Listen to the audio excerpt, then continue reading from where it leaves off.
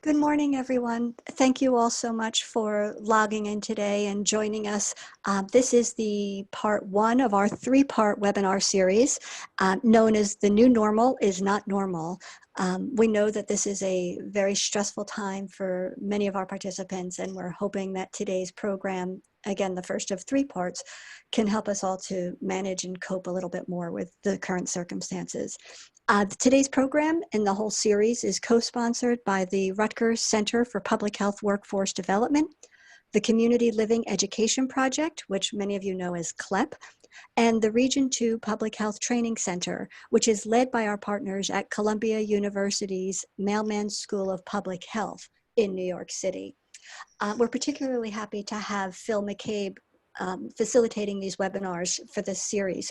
Many of you will know Phil from his years of experience with the School of Public Health, and he has 35 years of experience in community education.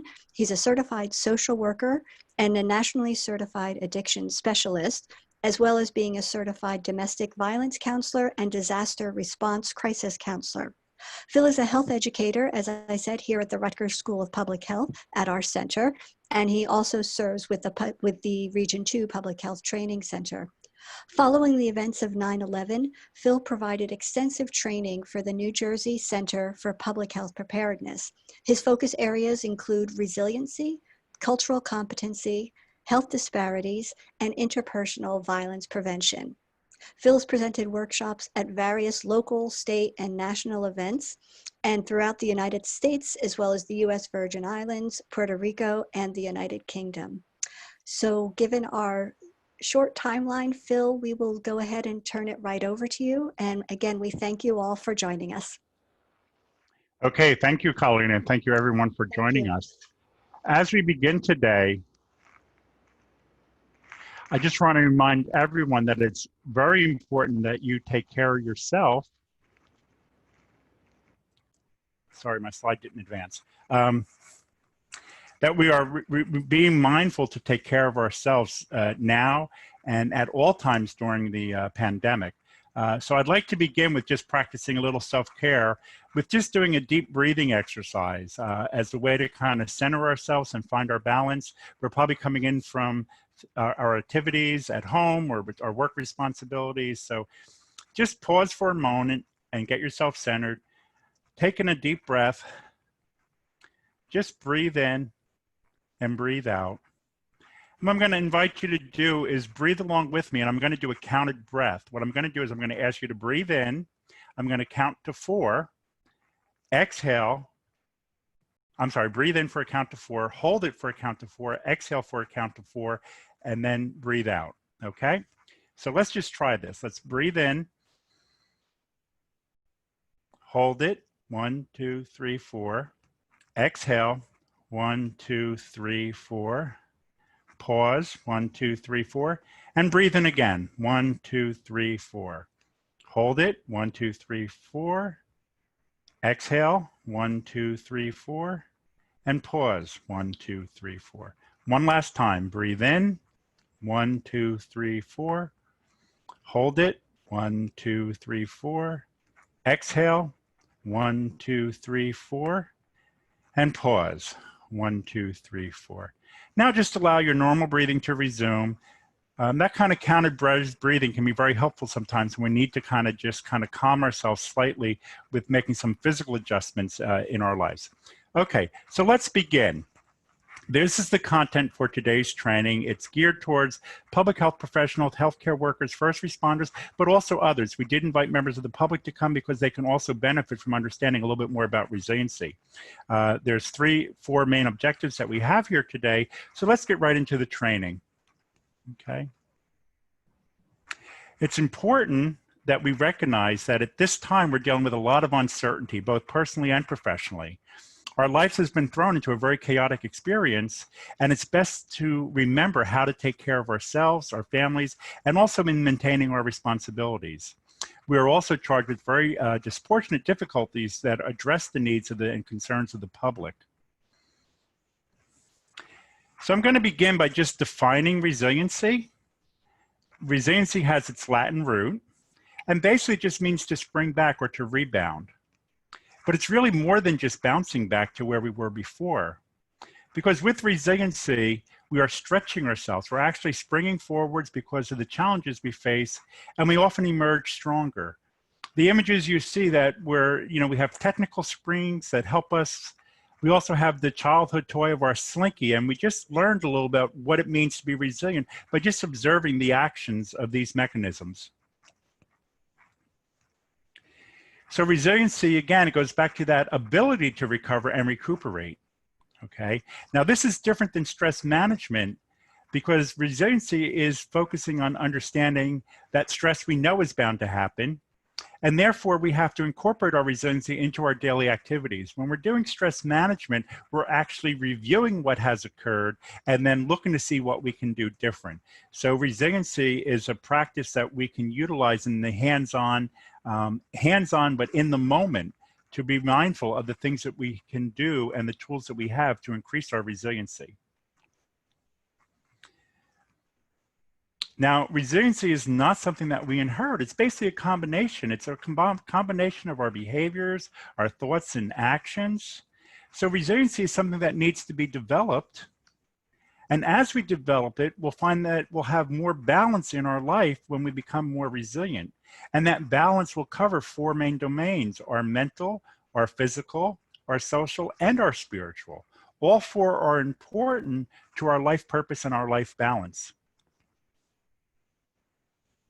Many people report having experienced a traumatic incident or traumatic occurrence that as they develop their resiliency or as they utilize their resiliency, they actually experience a sense of growth, that they have learned how to master certain situations, and they actually become more skilled for the next time. So why is it important that we learn resiliency? Well, first, to our first responders who have joined us here today, I want to say thank you for the work that you're doing. We know that you are in very close proximity to danger, risk, chaos, and tragedy, and you're doing that on a daily basis. This is something that we have never experienced before. Yes, we have had disasters, we've had terrorist attacks, but the continuity of what we're experiencing with COVID and how it has affected the entire world, not just one demographic area, is something we have never seen before. The other important piece here is that to remember that the emotional trauma of COVID-19 will last long after the virus. So that's why it's important that we learn how to manage and deal with the stress that we are currently facing. And again, for our first responders, a heartfelt thank you for everything you're doing. And we're hoping that this training will help you. It's just a little reminder. We've kept it very short and very brief. I think it's important to recognize that even time management, when it comes to finding time to take care of ourselves, can sometimes be very, very limited. So for responders that are here today, we modeled this to be a rather short, just a refresher on what it means to increase and expand our resiliency. Now, we know that many healthcare providers have additional stress during COVID-19. Yes, there's a lot of anger, there's a lot of mistrust, there's a lot of concern. And sometimes we need to just put that to aside so we can focus on being in the here and now, being in the moment, and dealing with the tasks that are at hand. There are going to be stressors coming in our personal life, in our professional life, and even in our family life, in our home life. The additional burden is now we're also faced with concerns for the loss and the griefs that we are experiencing, and particularly for first responders, the loss and the grief that they are experiencing with their coworkers. So as Colleen mentioned when we titled this seminar series, the new normal is not normal, it's anything but. I would like to talk about now that how we can name it though, so we can actually better manage it.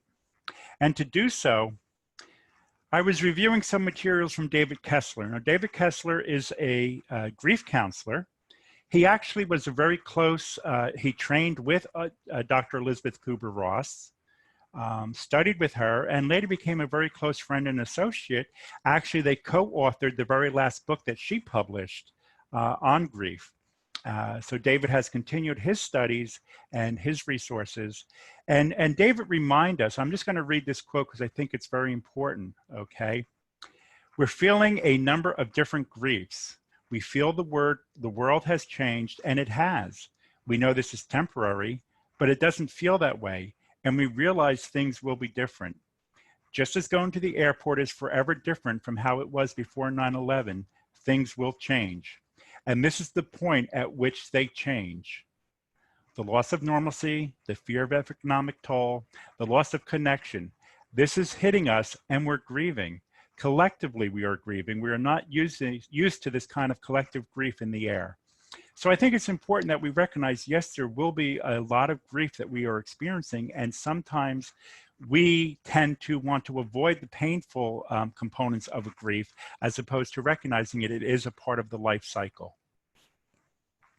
Now, again, modeling after Kubler-Ross, David further expands this, and you probably are familiar with Kubler-Ross and the stages that she talks about. However, she never said the stages were linear, okay? So they don't really happen in an order, but they are giving us a bit of a scaffolding for what it might be like when we're experiencing extensive grief. So there's the denial, and what we're seeing currently in COVID-19 is that there was the initial denial that this virus won't affect us. The anger, you're making me stay home and taking away my activities. We moved into the bargaining. Okay, so if I social distance for 2 weeks, everything will be better, right? And then the sadness, I don't know when this will end. But actually we move into an acceptance when we realize that this is happening and I must figure out how to proceed. So the answer is actually in the acceptance. We can find control in acceptance. I can wash my hands. I can keep a safe distance.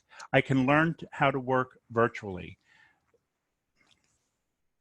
So again, Viktor Frankl reminds us in his quote that this is an abnormal reaction to an abnormal situation, which is actually normal behavior. Many times in my work providing disaster resiliency counseling, I hear participants and workers say to me, I feel like I'm going crazy. And I just gently remind them, no, you're not going crazy. What you experienced was very abnormal. And the reaction you're having is actually very normal. And I think whether we're a frontline responder, a community member, a family member, we are all experiencing an abnormal situation. Now, for the results to a traumatic event can actually vary from individual to individual. For sometimes they can be very mild. They can be moderate, severe. Now, the distinction is that not everyone experienced trauma at the same level at the same time. But it's important to remember that what you're experiencing is a normal reaction to an abnormal event. We each react differently to trauma, and the goal of resiliency is to minimize the impact of traumatic events to avoid depression, anxiety, or PTSD. Again, this training is not about diagnosing people with PTSD. It's not addressing PTSD. It's just recognize that currently we're dealing with very, very difficult traumatic situations. And left untreated, left unaddressed, there is the potential that it could develop into a post-traumatic stress disorder for some individuals. I like using Dr. Alyssa Eppel's comment that during this time we're experiencing a greater range of anxiety, but actually that anxiety can actually help us because it's with the anxiety that we are taking more precautions. Now, taking precautions means we don't want to create a panic, but we do know there are things we can do to improve our daily living and our activities, and we can actually further advance as we continue dealing with the pandemic.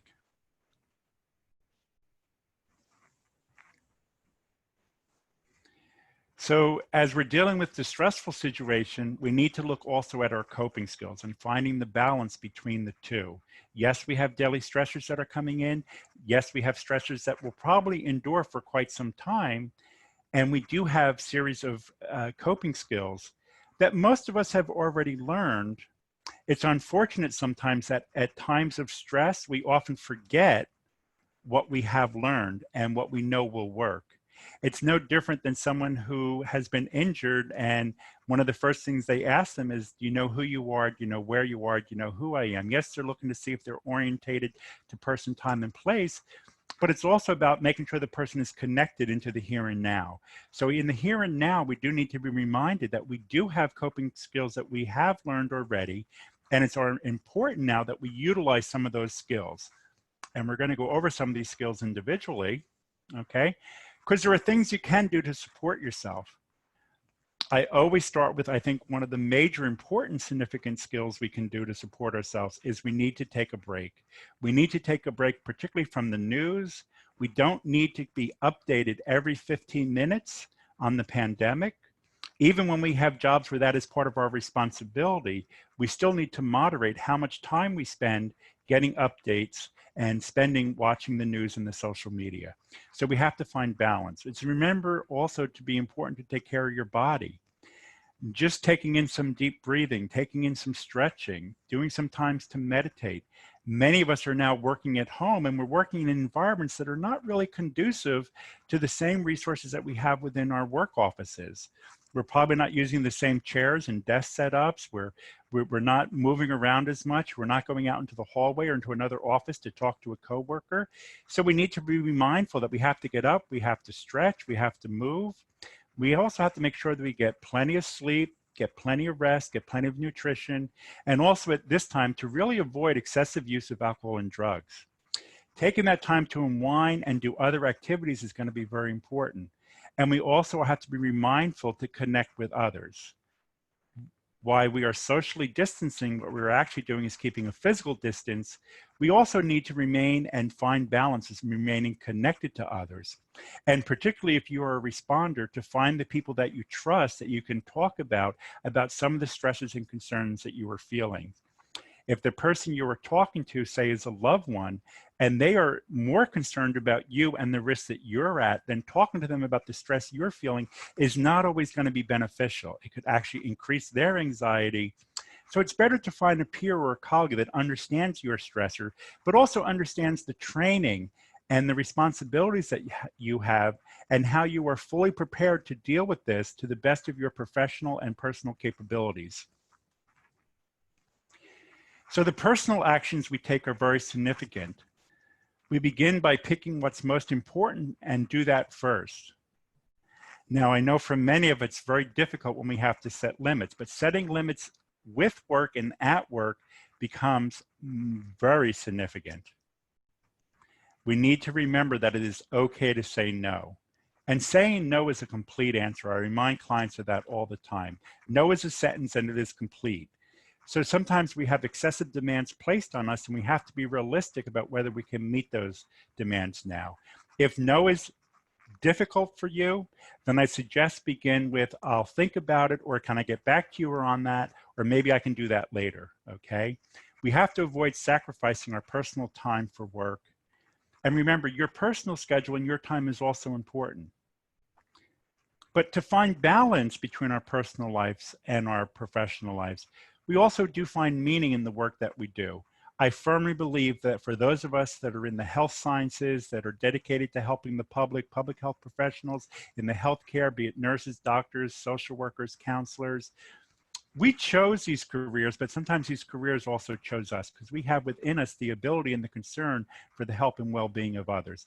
And I don't want to undermine others who are doing very essential services, our grocery store clerks, our truck drivers, transportation workers, utility workers, anyone else who is also assisting with maintaining the best status quo that we can during these very difficult times. But we need to find purpose and meaning in the work that we do. And we also need to find time to recharge. For me, I know music is a great source of how I can recharge some of my energy and also to keep myself balanced. Continuing with our personal actions, anytime we're on an airplane, we hear this announcement being made. If you see the oxygen mask drop, put the mask on yourself first before you place it on someone else. So we're reminded every time about self-care. Taking care of yourself first is important, and yet sometimes when we're dealing with very stressful situations, in the moment we forget that. So again, allow yourself to blow off steam with someone that you trust. This is not about venting anger and frustration continually throughout the day, but just when you need to say, hey, listen, I need to talk. I need to let this out. I need to tell somebody how I'm feeling right now, and I need to just work on letting it go. So blowing off steam with someone you trust becomes very important, but also there are other physical attributes we need and concerns we have, particularly getting sleep, rest, nutrition, diet, exercise, and again, be mindful to take some time off. We all need to have some downtime. Okay. My other reminder for everyone is that asking for help is a sign of strength. It's not a sign of weakness.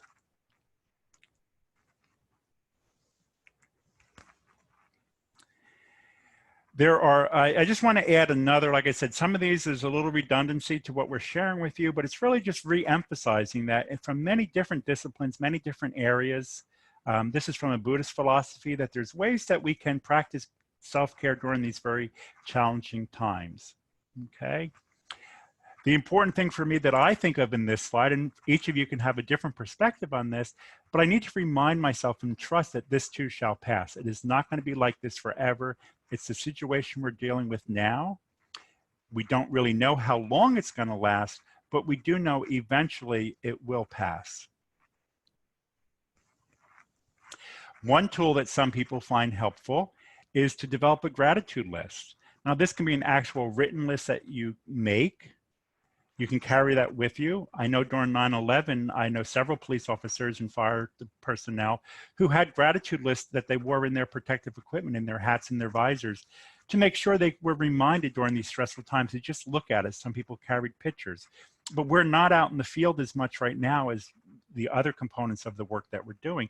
But just having that list, be it a physical list that you carry or a mental list that you make.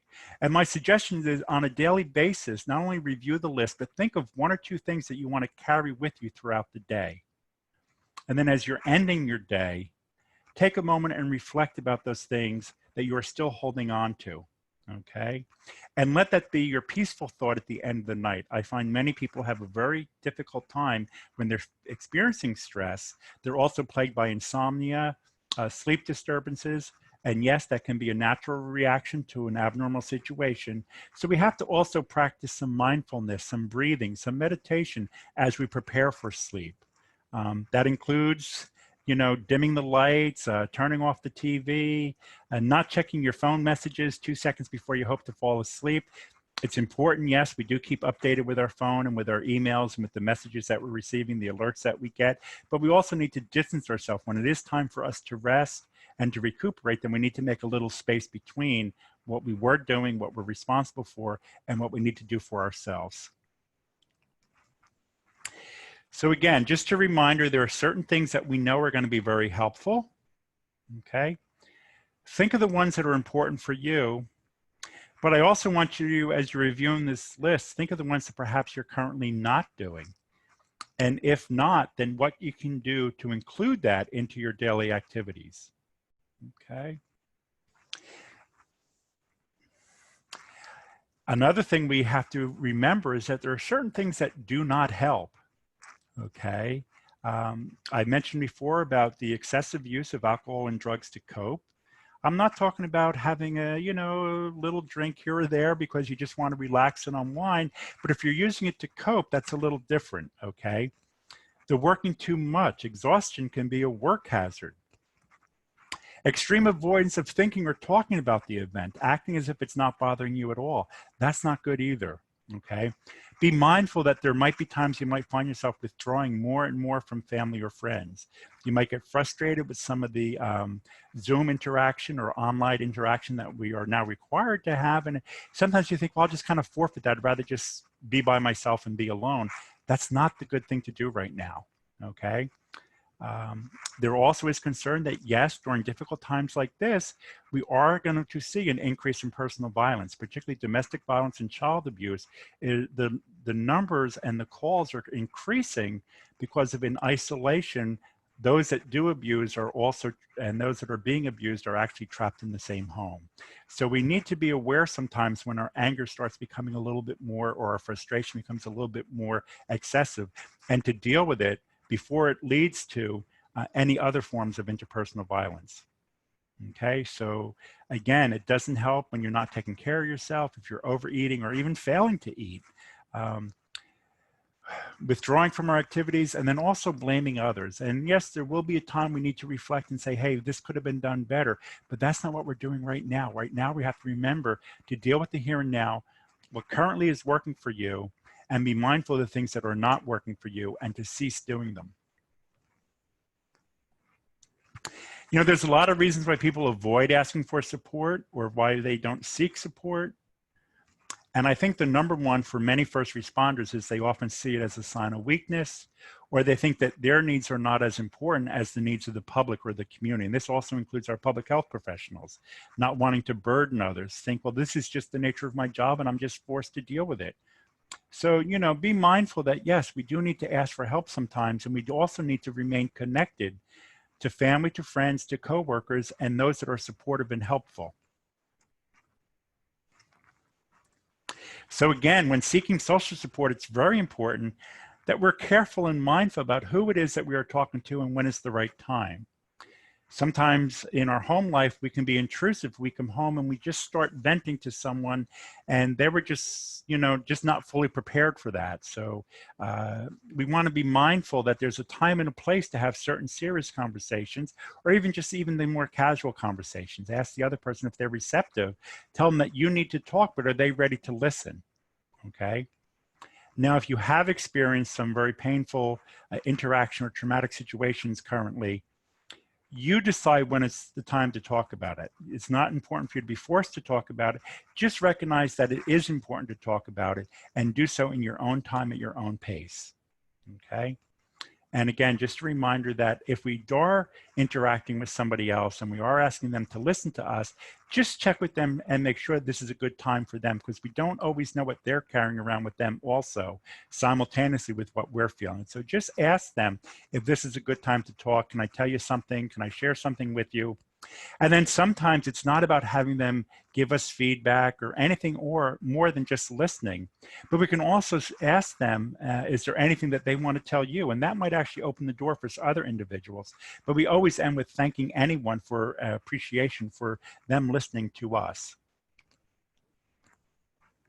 So again, just to restate, we don't want you to keep it to yourself. We don't want you to keep quiet because you don't want to upset others. We assume that others don't want to listen. And particularly don't wait till you're so stressed or exhausted that you can't fully benefit from help. You know, another reminder is that laughter can be great medicine. Currently, my response is that I'm also working a helpline, a mental health crisis line that was set up by our county. Now, in between taking phone calls, those of us that are in the room and we're sitting at stations, we are good, you know, 10 to 15 feet apart from each other, manning phones and answering phone calls and sharing resources. But we start telling some stories. You know, we're there for a couple of hours, and in between phone calls, we just kind of share some stories. And sometimes our stories are actually humorous. It was actually funny that there was someone from a health department, and my colleague and I were crisis counselors, and she was laughing. She's like, made the comment, "You guys are really funny." I said, "Hey, if you want to really hear some good jokes, talk to a crisis counselor," because perhaps the work that we do has enabled us to keep a better perspective on some of the things. And sometimes we do have to just look for the humor that's underneath some of the tragedy that we're dealing with. That's not to say that we have to exploit humor directed towards other individuals. Going back to our social distancing, and really that's a misnomer. We're really talking about physical distancing. So it's the actual physical distance that we need to work as we are maintaining our work, and we're working hard to stay socially connected. So we have to find that balance. How do we keep our distance and remain connected? So perhaps just referring to that as physical distancing is more important than considering it our social distancing, even though that seems to be the term that our current leadership and most of us are currently using. So how do we do that? Well, we do it by reaching out to others, okay? We may not physically be close to some of our loved ones, but we can still be connected to them. We can get creative. Particularly, I'm going to end with a section about working with children, particularly if you're a caregiver or a parent, but let me just kind of give you some basics here. You know, we can use the Zoom, the FaceTime, and the Skyping to stay connected to people using media. Using video to celebrate and to acknowledge special occasions that we have, okay? Sometimes just sitting and enjoying and synchronizing the watching of a show or listening to music together with somebody who's in another location, and just being on the phone with them or being on the internet with them as you're both enjoying the show or the activity can be very important. So yes, electronics and internet is very important to us right now. And yes, we do have some concern that that might become excessive, where it might actually have some effect. But for now, our systems are working and we can maintain contact with others. So let's continue to do so. So we're increasing that online and phone contact with peers, with colleagues and work friends. And then as a reminder, we also do use humor appropriately, which can also help us to reduce the stress. As a reminder that as we talk to our friends and our colleagues and our family members, sometimes we do need to seek outside help. So here in New Jersey, and this is true for other states, but I'm highlighting here in New Jersey where Rutgers is established, that we have a mental health crisis care line, okay? This phone line is available from 7 days a week from 8 a.m. to 8 p.m. Phone lines are actually increasing some of their services, but we also have a 24-hour phone line, which is just by simply dialing 211. In the event of an emergency, particularly a medical emergency, you of course would dial 911. But if you're experiencing emotional difficulties and need someone to talk to, a simple way is to just dial the 211 number and trained professionals will answer your call. There's some other resources I just want to share with you as I'm winding down. There is help and support, particularly for individuals with disability, particularly hard of hearing. So we do have a helpline specifically set up for them. Our suicide helplines are still available. We have a national suicide prevention line, and then we also have the New Jersey Suicide Prevention Hope line. So 2 different numbers you can make note of. And of course, we're going to be sending everyone a PDF copy of this presentation, so you'll have these resources available to you. Sometimes we need to feel that the person we're talking to really relates to us on a peer level. So here we have a number of helplines that are set up here in New Jersey. The New Jersey Vet to Vet, the Cop to Cop, the Mom to Mom, the New Jersey Connect. The Trevor line is for LGBT individuals. This is actually a national crisis line for LGBT individuals. And then again, going back to the New Jersey lines, we have the 211 number. And so if you have questions about COVID-19, you can just dial 211. If you have medical questions, we do have, though, a separate line that you can call, and that number is listed here. That's 1-800-962-1253. As I mentioned before, those of us who are clinicians do have concern about about the concern for an increase in interpersonal violence. So we have some special helplines that are set up for domestic violence, for child abuse, which can also be beneficial at this time. One of the reminders we have for individuals who might be victimized in their home, make sure if you are utilizing any of these resources to clear your browser or clear your phone log, particularly if someone who is abusing you has access to that information. Okay, but you can call these numbers and speak in confidence with a trained professional to help you should you be experiencing interpersonal violence or know someone that is within your family. We're going to be having another seminar series on May 6th, which is the important rituals in our daily life. So we encourage you to join that. And as I said at the beginning, we've kind of set up this model to be a brief overview. We're trying to keep it to 1 hour. I do have 5 more slides, and these slides that I'm going to use are particular for parents and caregivers.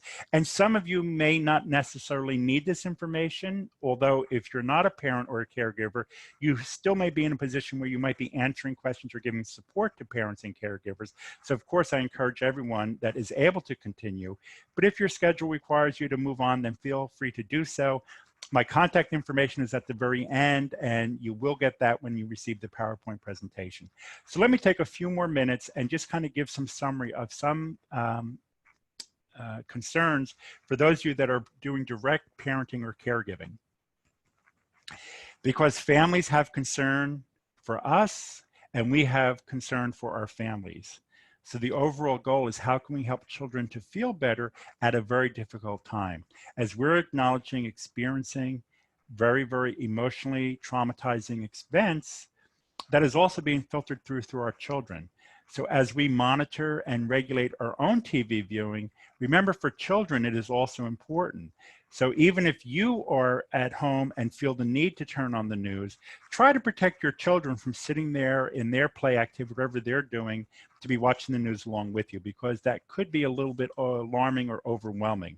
So screening TV, particularly from children, is very important. And there's other things that we also can do.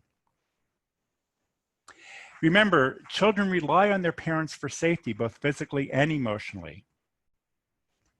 So reminding children that you are there for them and that your family is there for them, and you will get through this together. And again, I also want to speak for those of you that are not residing with families but are professional caregivers working in group homes or other situations, that you can still emphasize that you are a community, you are working together, you are living together, you're surviving together, you're supporting each other together, and you're going to get through this.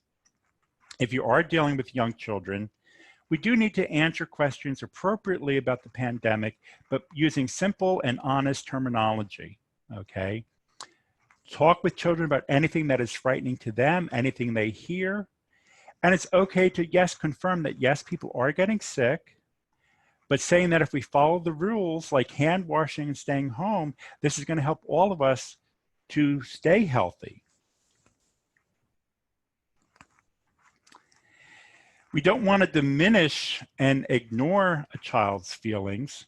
So a child should be able to express those feelings, and we can actually give them validation by acknowledging that I see you are upset by what's happening and the things that we're being forced to do or have to do right now. You're not seeing your friends, you're not spending as much time with them and doing other activities, not going to school, okay?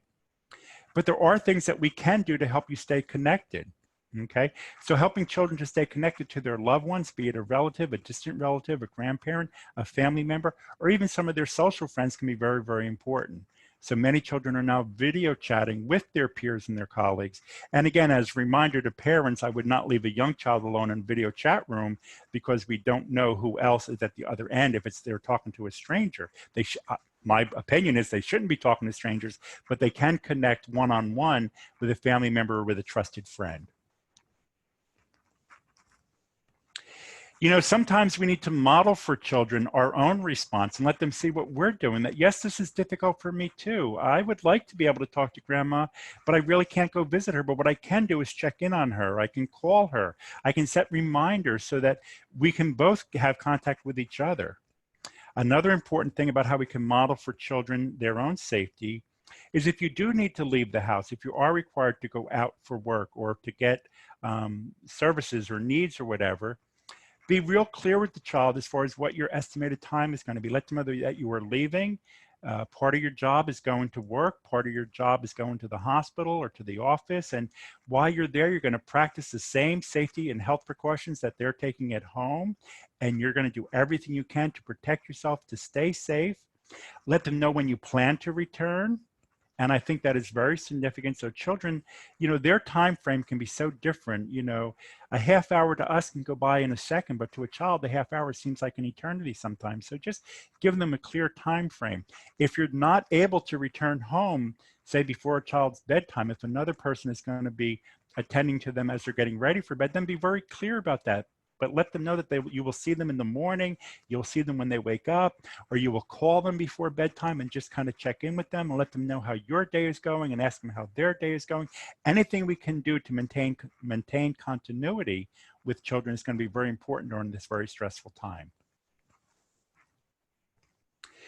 Another great resource I want to share is the Caring for Each Other system that is set up by Sesame Workshops. Now, many of you as parents and caregivers are very familiar with Sesame Street. So there's a variety of course, you know, we can go to YouTube or on-demand TV programs and find different episodes of Sesame Street. But I want to point out, if you're not familiar, the sesamestreet.org/caring is a specific website set up for COVID-19. So there's a lot of little mini episodes and clips that you can watch with your child to help them to get through what we are currently dealing with, okay? And it's important to remind children, just like we understand when we say this too shall pass, we want children to be able to look forward. Maybe this month, this year, you weren't able to celebrate your birthday, but in the future, we will do something a little bit bigger for your birthday. So right now, what we're going to do, whether it be a drive-by or a sign in the window or a phone call, we want to acknowledge those events and situations, and also let the child know that it's not going to be like this forever. As we say, this too shall pass. So we do have things we can look forward to. And of course, just giving that reassurance, offering the extra hugs and saying I love you more often is going to be very beneficial at this time. My last piece of information here is for those of you that are dealing with young adults or teens, okay, and we know that their issues are going to be very, very different than what we experience with our younger children. So it's important for them to also to stick to a schedule.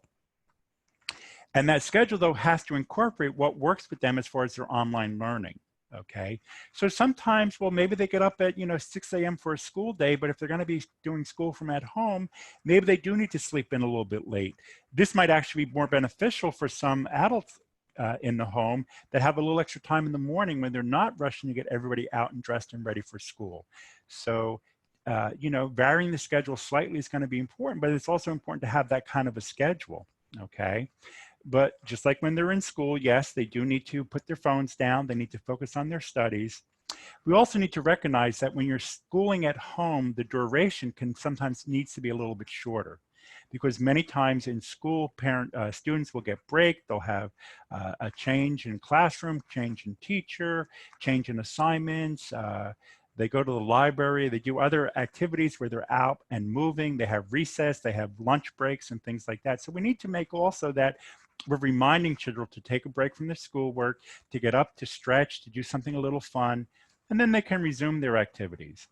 Some parents and caregivers find it very helpful to make the dinner time to be part of that transitional time, that it's a way to end school time, and it's also a way to end playtime. I think playtime is very significant and very important, but also just having that connection when individuals residing together do get to sit down and share a meal and also share a conversation.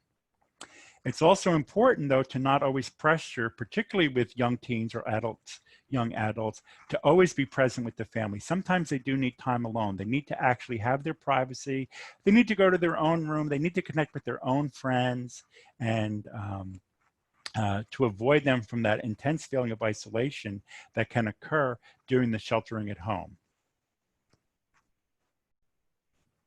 Now, this is my contact information. I know that there were a number of hands that were raised, and Colleen is managing and moderating the group response. We're going to summarize questions that you have. We're not going to be able to do a total Q&A right now, but we will send out an email with some response to some of your questions. They won't be individualized. We'll just summarize questions and give you additional comments. But just a reminder, we have other webinars that are scheduled, and we'll be sending you information about that. And as I said, our next one is on rituals and healing, and that's going to be May 6th. Maybe I'll just swing back to that. Okay. So thank you all very much. And I just want to end with a sincere thankful to our responders, to our public health professionals, to our parents, to our caregivers, and everyone who participated today that took a little time to just learn a little bit more, to be reminded about their resiliency. And as I said, what you're experiencing is a normal reaction to an abnormal situation. We will get through this, and this will end. Thank you very much.